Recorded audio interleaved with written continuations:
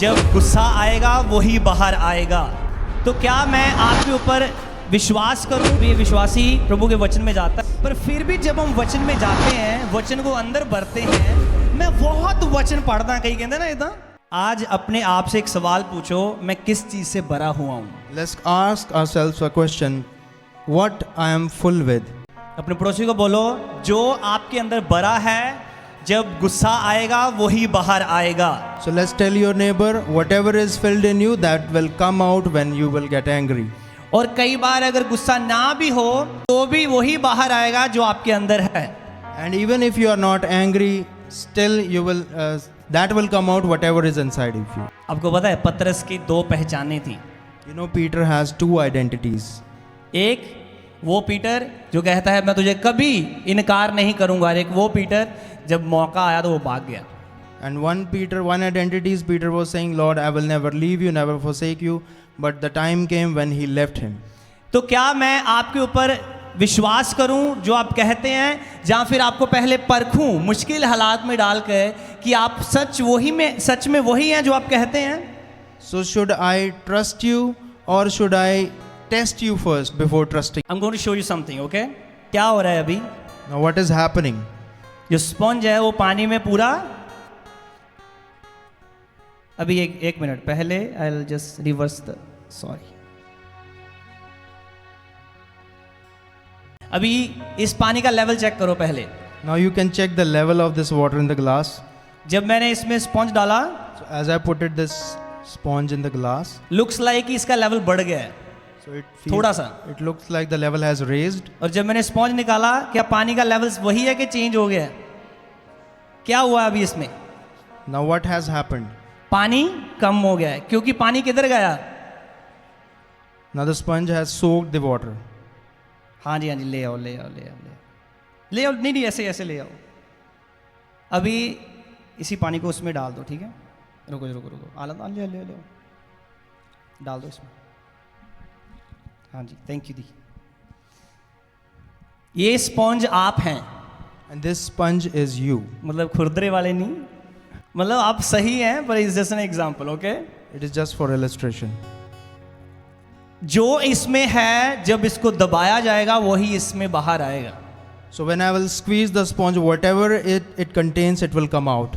अगर आपको कोई बोले मैं बहुत चंगा इंसान हाँ, And if someone tells you, I am very nice person. चंगे लोगों ਨੂੰ ਮੂੰਹ ਤੋਂ ਕਹਿਣਾ ਨਹੀਂ ਪੈਂਦਾ ਕਿ मैं चंगा है। And whoever, the people who are nice, they don't have to say it through their mouth. ਭੋਲੇ ਲੋਕਾਂ ਨੂੰ ਕਹਿਣਾ ਨਹੀਂ ਪੈਂਦਾ मैं बहुत ਭੋਲਾ हाँ, They need not to tell that I am very nice. क्योंकि जो कहते हैं वो अक्सर मीसने होते हैं।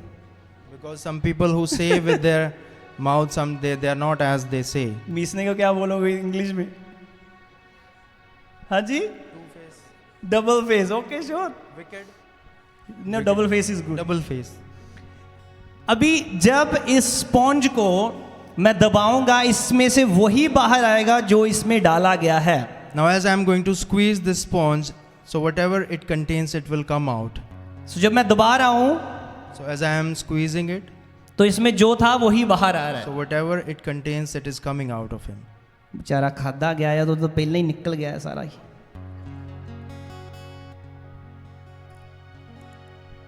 ये एक विश्वासी है जो अभी खाली है, It is a believer who is empty. पर ये जो पानी है, फॉर एग्जाम्पल ये प्रभु का वर्ड है, And this water is word of God.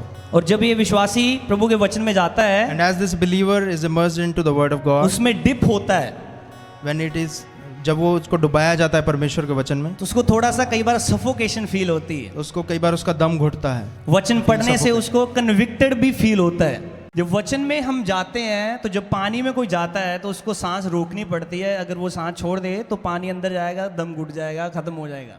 So as he is immersed into the water, if he opens his breath, so the water is going to come into his lungs. So that's why he needs to stop his breath for some time. The person can die, right? पर जब हम वचन पढ़ते हैं, कुछ चीज़ें ऐसी हैं जो हमें ऐसे महसूस होती हैं जिसको हम पसंद नहीं करते। But when we read the word of God, there are few things which we don't like. There are maybe a lot of things, not few things, right? जो हमें पसंद नहीं है। There are a lot of things. पर फिर भी जब हम वचन में जाते हैं, वचन को अंदर भरते हैं और तब जब गुस्सा आता है तो गुस्से में फिर गुस्सा बाहर नहीं आता, जो वचन अंदर डाला था वही बाहर आता है। But still, if we keep on filling ourselves with the word of God, then the anger doesn't come. इससे पता चलता है what are you full of। And from this we come to know what we are full of. हमारे अंदर क्या है? You understand? आप समझ रहे हैं? वो कहते हैं मैं बहुत वचन पढ़ता, कहीं कहते हैं ना इतना। Some people say I read words so much. उनको बोलो I don't trust you by your words, I want to see in your actions। आप उनको बोलिए कि मैं आपके शब्दों पर भरोसा नहीं करता हूँ, मैं आपकी हरकतों से, आपके एक्शन से आपको बिलीव करता हूँ। हरकत अच्छा शब्द बोला है। कहने को इंसान पर हरकतें मंकी जैसी, बांदरा तो बंदूक आ गई, होता है ना कई बार ऐसा, मिन्नू अथॉरिटी मिलन दे मैं तो फट्टे चक दूंगा।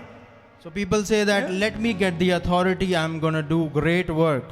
You know, जब हम एम्प्लॉय की तरह काम करते हैं, काश मैं सुपरवाइजर बन गया ना, मैं तेनू फील कराऊंगा कितना फील होता है। So when we work as an employee and we feel like when I'll become supervisor, I'll tell you how to do work. I'll tell you how it feels। How it feels. हाँ, इसका मतलब ये है कि आप wait कर रहे हैं किसी का अथॉरिटी मिलने के बाद नुकसान करने की, और ये क्राइस्ट लाइक नहीं है बिल्कुल भी। That means you are waiting to get the authority to give someone a hard time.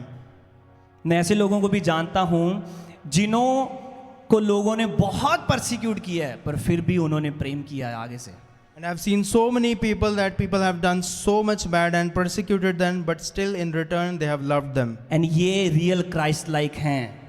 And that is the real Christ-like love. इससे पता चलता है वो सच में क्या मसीह के वचन से भरे हैं या फिर बातों से भरे हैं। And that's how the people know that what are you full of. फिर से अपने आप को क्वेश्चन पूछो, what am I full of. अपने आप से एक बार फिर से क्वेश्चन पूछें, मैं किस चीज से भरा हुआ हूँ? आंखें बंद करके 1 मिनट के लिए अपने आप को पूछो, मैं किन चीजों से भरा हुआ हूं। Let's close our eyes and ask us one more time.